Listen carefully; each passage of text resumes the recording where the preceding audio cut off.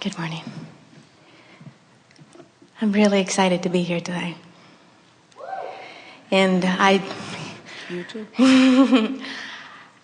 my question, I feel a lot of emotions and a lot of happiness and a lot of love comes from God for me.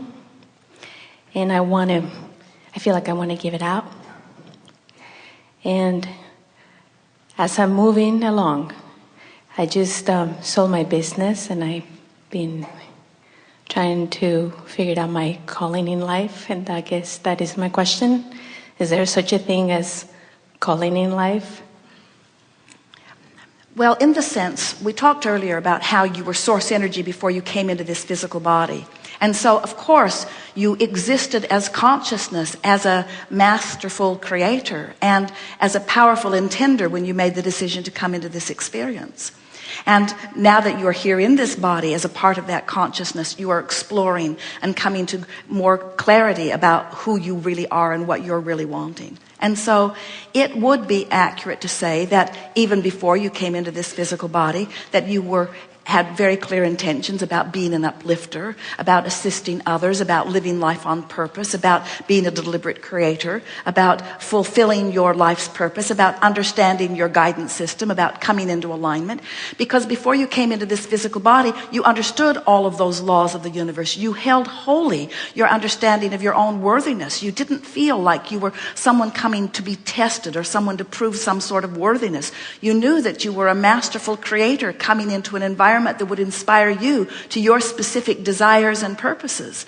So it would not be accurate for us to say that you picked all of that intentionality up along this physical trail, because certainly you are an eternal being who had much intention as you came in. But the intention that you found along your physical trail and what you've put into your vortex, that really is that purpose that is calling you. In other words, sometimes physical beings want to make it sound like before they got here, someone else decided who they were supposed to be, who they were, and what they should get done when they got here. And none of that is the case. Sometimes physical beings think that there is some version of them that God or someone has that they now have to figure out, get on the right path, and live up to. And that's not accurate either, because you are a creator in the same way that you know that God is a creator. You are a creator not only of your path, but you are the creator of the manifestation of that path. Everything about your experience you are the creator of.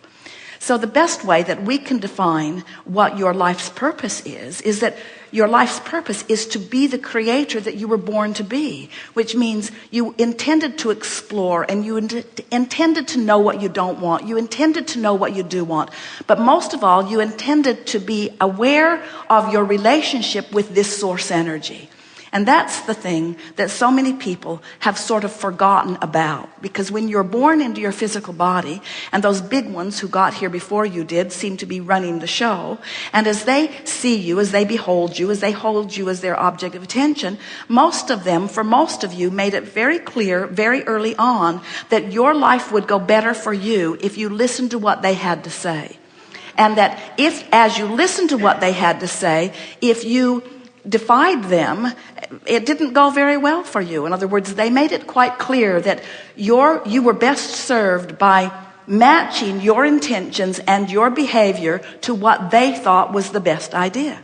And so even though in most cases they were extremely well-meaning, what they did not realize that they were accomplishing is that they were training you away from your own guidance system, because you can't serve two masters. You cannot make your decisions about what you will do based upon what your mother thinks or your father thinks or your lovers think or your peer group thinks. You can't make those decisions and at the same time be in perfect vibrational alignment with all that you have intended. And what makes this a little confusing, and we want to clear this up right here and now, is that when you ask for these things, as our friend was talking about choosing, as you ask for things in life that you want as you're moving through life day to day, you're asking so incrementally that there's not a human that we have ever met, and we are aware of all of them, who could accurately explain what they've put into their vortex, because you've done it over such a long period of time, and you've done it so incrementally, and this amended, evolving version of who you are vibrationally and spiritually and soul-wise and inner being-wise, it has been becoming over such a long period of time, and that's what you're wanting to reach to. That's what's calling you. You're being called to the fullness of what you've become. That's what every emotion that you feel is. So there's not some big finished portrait or picture of who you are supposed to be that was painted and put there before you were even born. You've been in the process of creating it, and all day, every day, it evolves still further. And it feels really overwhelming when you feel that way, when you feel the love, and you feel like, oh my God, what's next, what I'm supposed to be doing. But you see, it's not overwhelming. As we were talking earlier about these vortex canal locks, as you are moving incrementally, it is not overwhelming. Of course, your vortex feels overwhelming to you when you're not in it. But I mean, overwhelming good. I mean, it's just a lot of good. We understood that that's what you mean. But what we are saying to you is, anytime something feels bigger than you are, or that you're not ready for it, then you're not in vibrational sync with it, you see. And that's the reason that we are wanting you to relax and acknowledge as best you can the well-being that is surrounding you here and now, here and now, here and now, here and now. Because in an acceptance of, or in a appreciation of what is, even if what is hasn't blossomed out to be everything that you think you want it to be, in the appreciation of what is, there's no resistance, which makes you ready to move into the next vibration. There is such power in acknowledging the well-being with where you are. We think that the perfect mantra is to be satisfied with what is while eager for what is coming. Is the very best vibrational stance to be in, you see. So your calling, so let's make these points very clear. Your calling was, you're being self-called. You're being called by your broader self.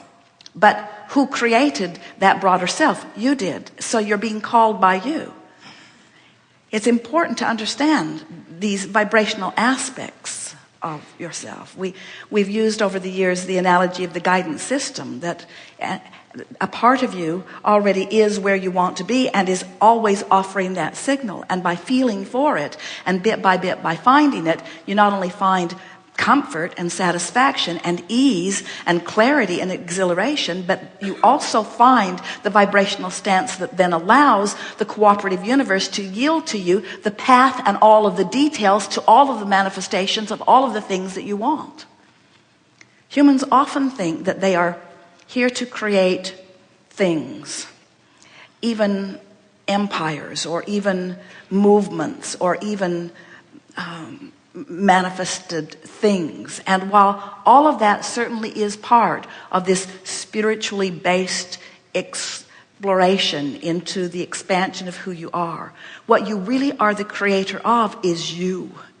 And so when you accept that both parts, the non-physical, the vibrational part, and the physical manifestational part of you are you, and that your emotions hold the key to the alignment between them, now you can be very clear about where you stand in any moment in time. Now there is no confusion about anything, you see. Helpful? Yes. So if we say to you, so what is your path? What did you get from what we just gave you? What is your path? Being me. Living in the now, creating today what I want to create, because I'm the only creator from the beginning till the end. So what we said to you is, your path is to know what you don't want, to know what you do want, to send the rocket, to be the non-physical inner being who becomes, who holds the consistent vibrational stance, so that the law of attraction can respond and all the cooperative components are gathered. And then your work is to come into alignment with that. So what is your path? It's interesting, isn't it? What is your path? Is it your path to know what you don't want? Yes. Is it your path to sometimes be negative because you are standing outside the vortex? Yes. Is it your path to know the difference between what feels not good and what feels better? Yes. Is it your path to send off these rockets of desire? Yes. Is it your path to feel the emotional difference between who you really are and who you're letting yourself be? Yes. Is it your path to find the best feeling thought that you can find? Yes. Is it your path to acknowledge that you feel better now? Yes. Is it your path to stay in the vortex forevermore? No. Is it your path to get out there and mix it up so that you can launch more rockets? Yes. Is it your path to eternally become? Yes. So therefore, is it your path to sometimes know what you don't want? Yes. Is it your path to be aware when you're out of the vortex? Yes. Is it your path to be aware when you are in the vortex? Yes. Is it your assignment to always be in the vortex? Certainly not. Is it your path to always be out of the vortex? No, it's not even possible. So by path, what do we mean by, is it your destiny? Is it the expectation of God? In other words, what's this path all about? You can't get off your path. You can't get off your path. You can't get off your path. You can just decide that you're going to enjoy more of it or not. You can decide that you're going to be more deliberate about it. You see, you could not know anything about this. You could not know about vibration. You could not know about emotion. You'd just be out there mixing it up, and you're still launching rockets into your vortex all day, every day. You're still becoming. And we promise you, when you have your croaking experience, you will allow all that you've become. We just don't think you should have to croak to be deliberate about your creating. And we've noticed, as we have been participating with so many of you, that when you know what you don't want, and then you define what you do want, and then you deliberately talk about what you like best about what you do like, and you acknowledge consciously that you have activated in your vibration purposefully the vibration of what you do want, and you become so sensitive to your emotions that you are really aware when you're out of the vortex and you're in the vortex. So you are deliberately holding yourself in consistent or more consistent alignment with all that you are, so that you're friskier, you're more robust, you're more clear, you have more vitality, you're more sure-footed, you have better timing, you're rendezvousing with more of the things that you want to rendezvous with, you're just in love with life. We've noticed that when you are deliberate about it in that way, and only when you're deliberate about it in that way, does the manifestation of it really please you. Because then, think about the ship in the locks of the canal. Then you're in the place to receive and feel it fully. Have you ever had a conversation with someone who just wasn't getting you? Yeah. And you were so worth getting. Oh, yeah. You had such a good point. You were making such a good point, and you so wanted them to get it, but they weren't getting it because they weren't ready for the vibrational blowback experience that you were giving them. They weren't ready, you see. And so when you deliberately prepare yourself, there is a satisfaction in remembering that you knew what you didn't want, and remembering that you launched a rocket, and even recalling that you weren't all the way up to speed with it, and then remembering the thoughts that helped you to click in, and then remembering the improvement that you began to feel, and beginning to remember how much happier you were feeling, and then to begin to watch this cooperative universe at your beck and call yield to you the incremental details of things that would satisfy and delight you.